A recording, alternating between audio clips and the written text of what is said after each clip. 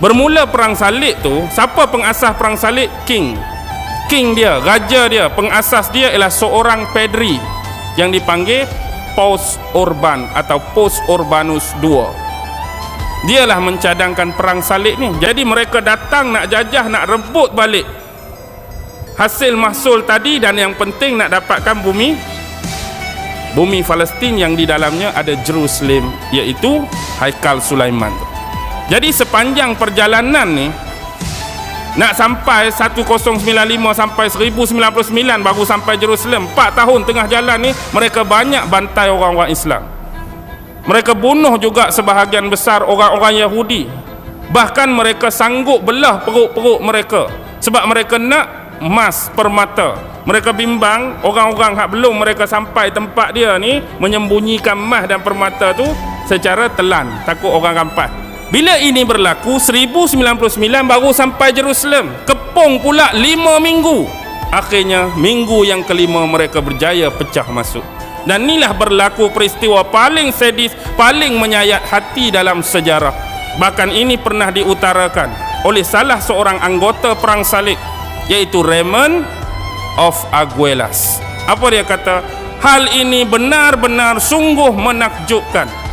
Dan hari ini aku dapat melihat kepala-kepala orang Islam dicantas satu persatu, dan ada di antara mereka yang dipanah bertubi-tubi sehingga berselerakkan jatuh orang-orang Muslim dari menara-menara yang tinggi.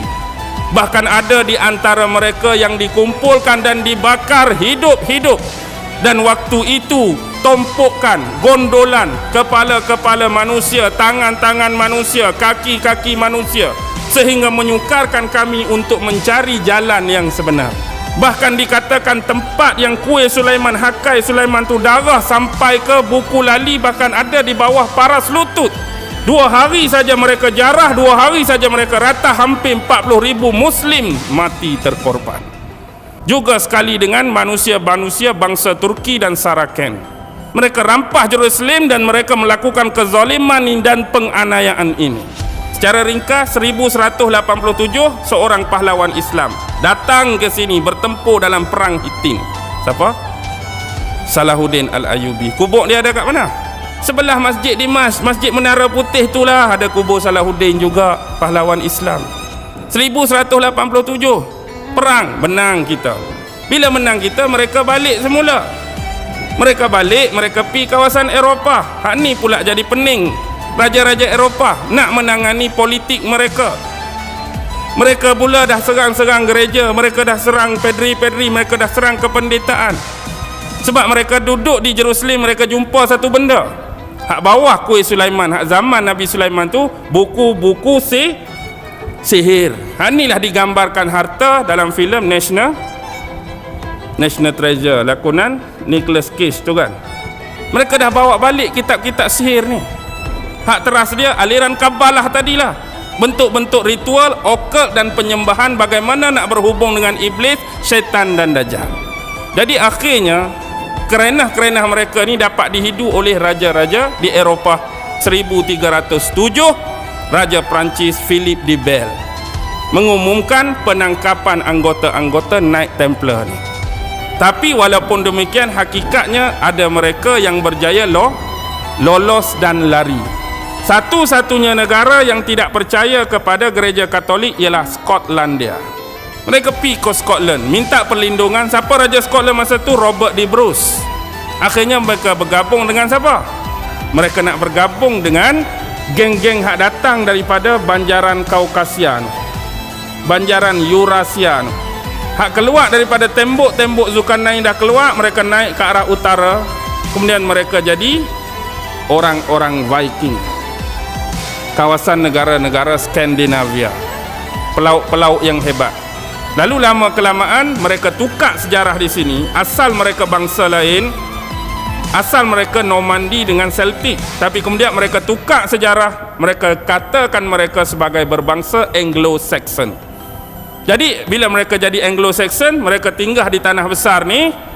Mereka jadilah tukang-tukang batu, tukang-tukang pembina, bergabung pula dengan geng hak lari tadi. Lalu terbentuklah Lodge Freemason yang pertama di dunia, Scottish Rite.